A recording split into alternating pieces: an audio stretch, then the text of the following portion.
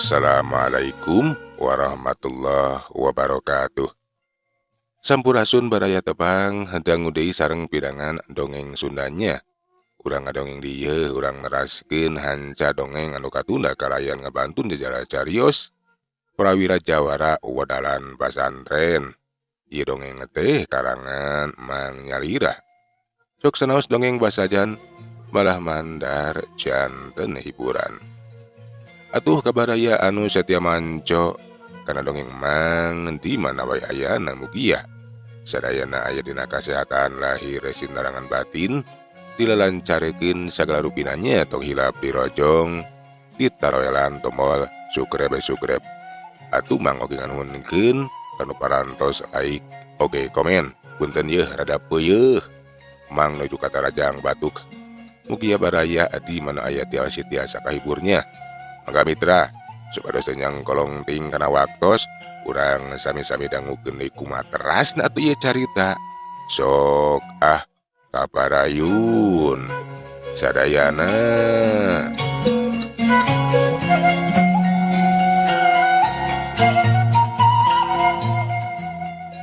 Kitu kayaan di mah Nyi Asih teh Sukabunga we beda deui jeung kayaan di mana Den Sarkam atawa Ibdi mah Juragan Soji. Gan Soji anu meunang laporan tinu jadi anakna. Ngeunaan kajadian di sisi walungan geus aya nu nyiksa cenah. Kudua urang jalma anyar pinanggih anu ngaranna teh Prawira jeung Mang Jahid. Puguh we atuh eta Juragan Soji teh mani ambek. Hanteu ridho anakna aya anu nyiksa, sok sanajan anakna tinintak di jalan anu salah. Urang mana cenah Sarkam nu geus nyiksa sia teh. Asa ku kabina-bina teuing wanian henteu apaleun lamun sia teh anak Abah. Duka urang mana, Bah? Eta wawalek teh geus kuang wani we turut campur kana urusan Sarkam. Jeung Nyi Asih oge ngahalangan kana maksud Sarkam, Bah. Jadi sia teh rek kagadabah Nyi Asihnya laju aya nu ngahalangan kudua urang mangkeluk nu ngaran si Prawira jeung si Jahid. Nya teu salah, Bah. Saat tadi nama rek dipaksa we eta Nyi Asih teh ngadah daek dikawin ku Sarkam. Bongana atuh eueuh jalan sejen. Geus sababaraha kali kapan nampi ka Sarkam teh, Bah. Gening sia teh Sarkam boga adat teh kawas Abah Hajang. Nya lamun can lah kesana mah teu boleh diakalan. Ngan hanjakal atuh sia teh gagabah. Bet rek gagabah Nyi Asih di sisi walungan sagarupa. Lain di tempat anu nyamuni. Nya bakal gujrud. Tadi nama kapan di sisi walungan oge sepi, Bah. Eueuh jalma saurang-urang acan, tapi teu sangka buat kaburu datang anar-anar tan duaan nulungan sagarupa ngahalangan lah. Nya jeung deui bongana atuh sia teh Sarkam bet arek miheulaan nu jadi kolot. Jadi we lapur maneh jadi cilaka. Menggeus euy pokona mah eta dua urang mangkeluk anu geus kemauan nyiksa ka si laing. Nya ku Abah bakal diwara. Kanyeri kudu dipulangkeun, kudu dipunahan. Nya, Bah, kudu ditindak we tuman ta dua jalma teh. Mun perlu mah paehan we sakalian lah, Bah. Nya urusan gampang eta mah. Ayo ka itu Sarkam. Gerohan si Jahar jeung si Ato. Nya ku Akabah bakal diparentah. Nya, Bah, keun ku Sarkam urang gerohan. Koloyong atuh Den Sarkam teh lagi ruwe ngageroan Bah Jahar jeung si Ato. Badegana Juragan Soji anu dianggap pangonjoyna dina ilmu silatna. Anu dipercaya ngajaga keamanan sekaligus nang tayungan Gan Soji dina ngajalankeun usahana. Basa si Sarkam neang Bah Jahar jeung si Ato duana teh kasampak keur dari ukwe di pakarangan imah. Bari pating palanyun udud keur bari ngopai atawa ngopi nikmatna keur. Basa nempo rentang-rentang aya nu datang nu tajalian ti anak kedunungan. Atuh duana teh kaget narek naon cenah.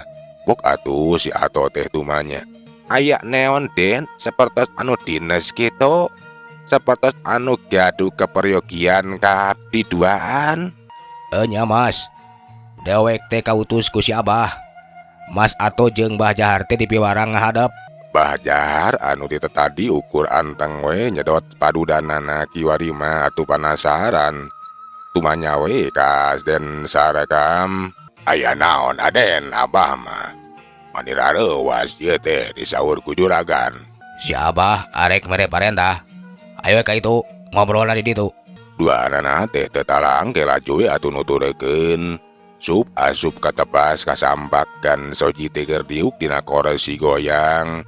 Paromanahan teu berag puguh ge atuh Bah Jahar jeung Mas Ato teh beuki panasaran.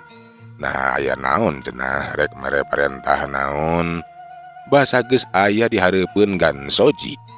Duana teh manggut acrih naker. Aya pikaresaeun naon juragan. Isim abdi duaan teh diangkir ka dieu. Aisara reuwas ieu teh. Puguh ge ngahaja euy Jahar ku kami sia duaan teh di titangah hadeup. Nya lantaran aya pagawean keur marane. Cumoon dawuh timbalan juragan. Monggo gerak uningaken. Nah pedemelan naon anu kedah dipidamel teh. Si Sarekam aya nu nyiksa ku jalma anyar binanggi. Nah teu kadeuleu ku sia duaan beungeut namani jamomom euy.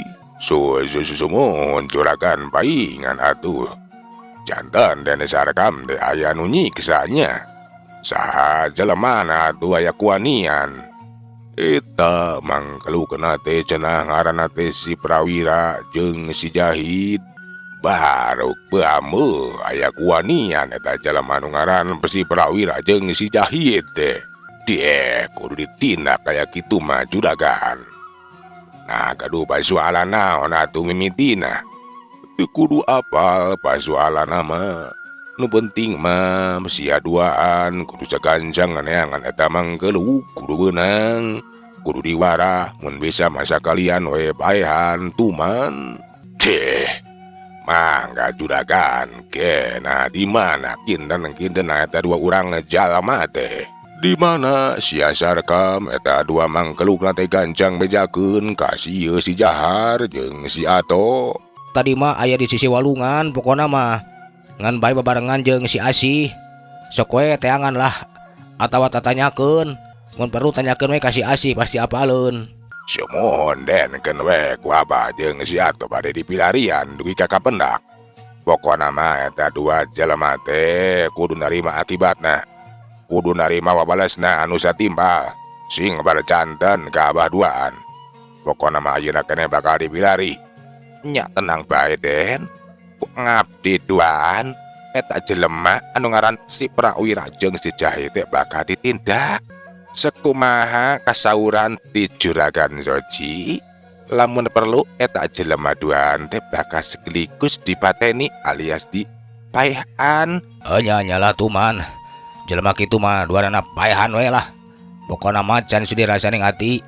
Lamun aja ningali eta dua mangkeluk teh pating galoler jadi bangke, pating barengkang jadi bugang. Menggeus ayeuna mah haso gancang ka itu geura teangan bisi kaburu init bisi kaburu jauh. Cekan Soji baparentah deui laju we atuh Bah Jahar jeung Mas Ato teh maneh ti buburanjat kuragiru kaluar ti jero imah. Pating koloyong ngaleumpang rurusuhan. Rek neangan Prawira jeung Mang Jahid.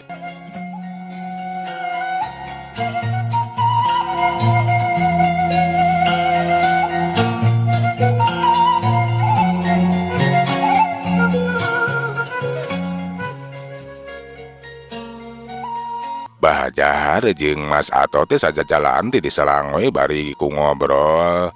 Ari anu jadi bahan obrolan detaya liantingan parentah ti juragan Soji. Pikeun neangan dua jelema nyata si Prawira cenah jeung si Jahid. Kudu kemana ieu teh Bah?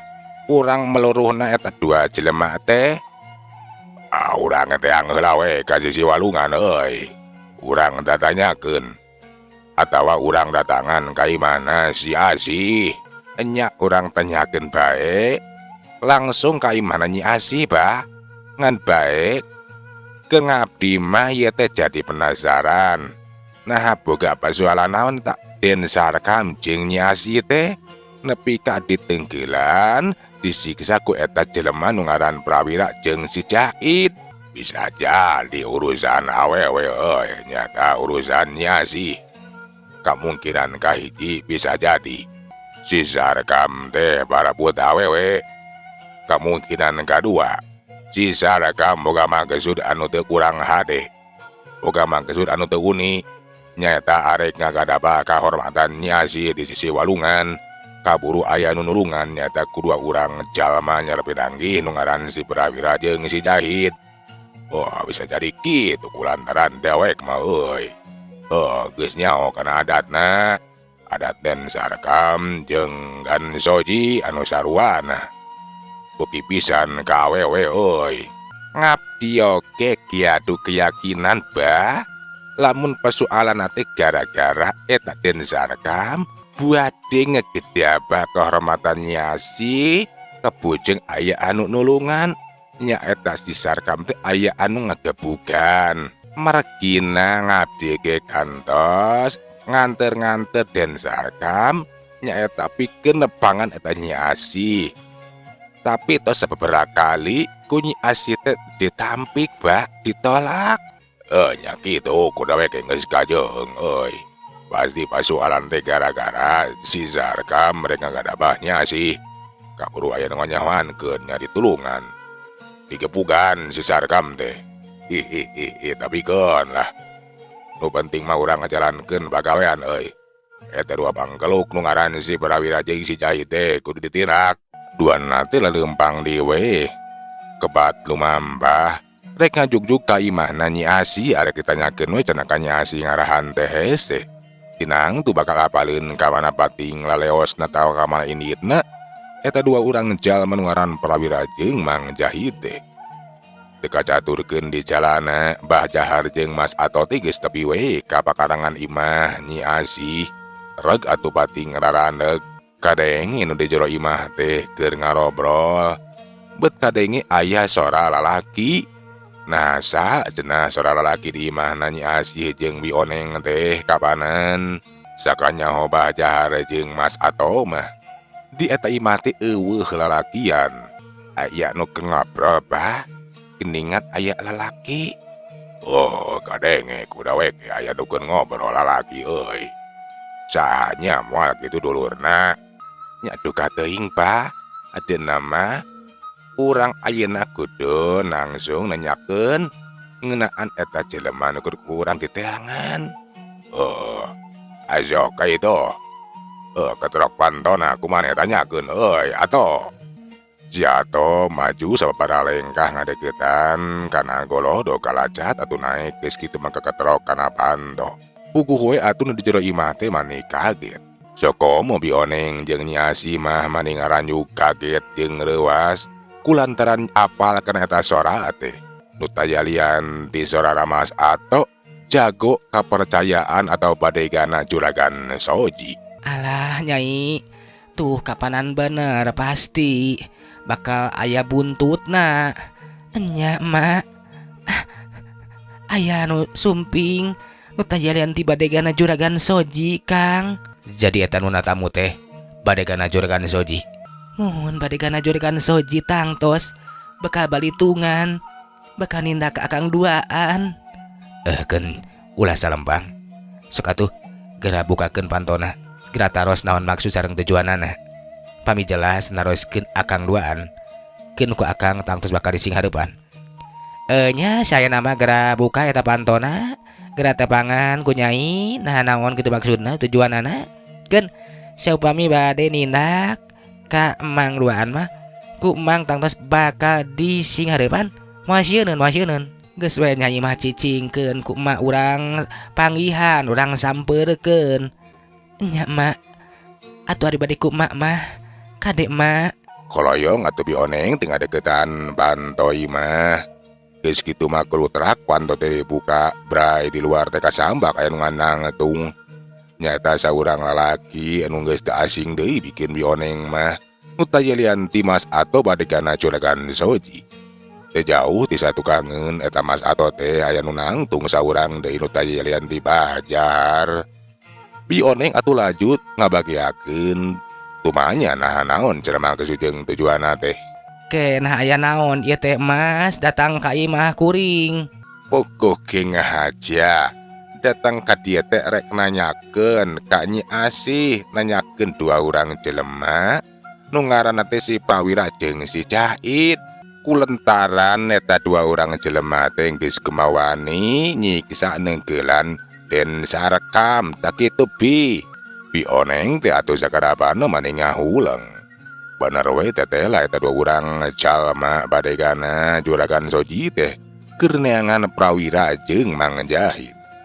Tapi teh ku ngisilapating torojol Prawira jeung Mang Jahid teh kaluar.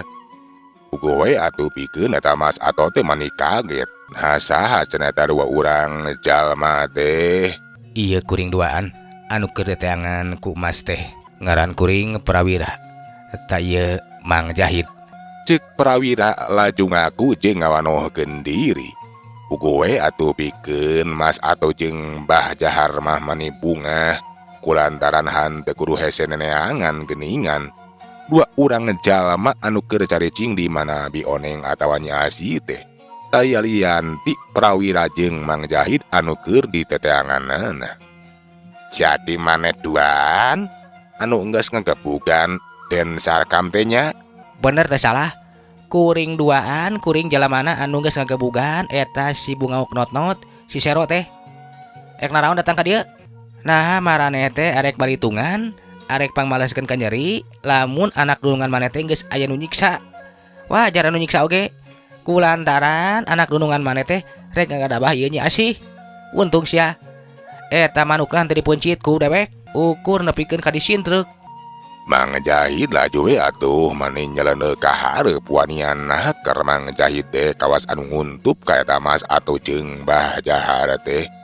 Teuing sapeda barengan jeung Prawira teuing memang eta Mang Jahid teh memang wanian. Pugu we atuh tumarapna ka Mas Ato jeung Mbah Jahar teh. Jadi kapancing ngamarahna ngurang ngajar. Marane duaan geus kumawani nyiksa ngagebugan anak dunungan ngaing. Ngukituna marane duaan kudu nerima ngakibatna, kudu ditindak mane duaan bakal dipayahan. Eueuh eta ngomong teh meni harus. Nah dianggapna aing teh reungit. Meni rek babari rek dipayahan sagarupa. Teh marane duaan teh ulah ngabela anu salah sia. Geus buguh anak dunungan maraneh teh salah. Entak pedole nu penting mangaing mengejalankeun perintah tinu jadi dunungan. Maneh duaan poe ngayeuna bakal dipateni, bakal jadi poe anu panungtungan sok. Urang kanu lega, urang tarung ijen jajaten. Urang tangtukeun saha di antara urang anu bakal paeh ngajadi bangke. Sok sia da moal sieureun aing oge di Tampolong Kaleng, belut Italian. Tong wong gandeng ayeuna malah. Ayo orang gelut sekalian, sok orang tangtukeun. Saha di antara urang nu dijago teh. Nah siapa aing? Kitu nanti Mang Jahid laju ngagiajeleng ka tempat anu legah. Rengkeneh kemasang kuda-kuda masang jurus geus taki-taki arek nyang hareupan atawa ngungkulan eta Mas Ato. Sedengkeun ari Prawira laju ngacorelat ciri teh ka hareupeun Mbah Jahar. Anu katempo Mbah Jahar teh kawas anu arek ngaraponan Mang Jahid. Atuh laju dihadang ku Prawira. Jadi sia nu ngaran si Prawira teh euy. Leres telepat ngaran kuring Prawira. Wanian sia geus kumawani nyiksa ngagebugan anak kedunungan aing nyaeta Den Sarkam. Anu ngaharti bakal adu hareupan jeung aing. Aing Mbah Jahar deuleu. Nuhun parantos ditepangkeun sareng Abah. Janten kasumpingan Abah duaan teh bade balitungannya. Bade pangmaleskeun ka nyeri. Nah telepat bah. Abah duaan teh melaan jalma anu gaduh dosa. Jalma anu salah. Adalah siapa laku? Kapan tadi geus kanyahoan dewek duaan derek nindak sia. Dewek saukur ngajalankeun pancen di juragan Soji deuleu. We ayeuna maruakeun poe panungtukan peutikeun sia duaan. Rasakeun kurang ajar. Mbah Jahar kawasna baik geus henteu sabar. Manehna geus teu loba catur langsung ngakiajeleng atuh narajang ka Prawira. anu dibalar ku sakalina rajang oge prawira teh bakal rubuh. Ngan bae basa prawira ngan sakilat bisa nyingkahan panarajangna. Bahajahar teh atuh mending ngaranjuk kaget teh lagening cenah. Eta jalma ngaran prawira teh boga pangabisa nu lain bandrak-bandrakeun. Bahajahar beuki panasaran lajung maronjatkeun daya panarajangna. Malahan mah jurus-jurus simpenan oge geus henteu asa-asa langsung digunakeun we. Cerelat kia jeleng yak hiuk hiuk. Beureub jeung suku teh putpet ngahujanan ka prawira. Tapi kasakitu kalina prawira teh enteng ngeunaker dina nyingkahanana. Gerakanna teh lemes jiga cai, cepet jiga angin, plos plos. Tinggalan tajongan deh ukurnakan tempat kosong we. Sakali mangsama bentrokan dua kekuatan teh geus henteu bisa diponah deui ngalewatan dambareungeun masing-masing. Aduk des. Jarek jek. Bahajahar tetela anu kadorong ka tukang aya kanana sababaraha lengkahna. Sedengkeun ari prawira mah tetep tagen teu unggut kalinuan teu gedag kainginan teu geus saeutik-eutik acan. Puguh we atuh eta Bahajahar teh mani beuki ngajengok kaget. Teteh lah ieu jelema anu dianggapna teh jiga keuyeub apu nyidem kakuatan anu pohara luar biasana. Sedengkeun ari Mas Ato anu keur tarung jeung Mang Jahit. Nu tarung teh mani campuh Mas Ato anu hayang sagancangna ngarubuhkeun Mang Jahit.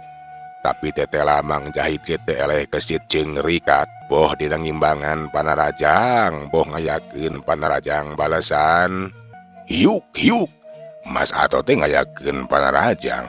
Anu dipalar panarajang teh kiwari mah bisa keuna kana sasaran.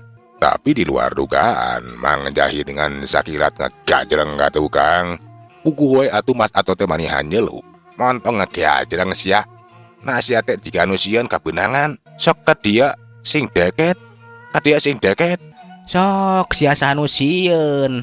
Sok tah yang deket mah rasakeun panarajang obales ti aing.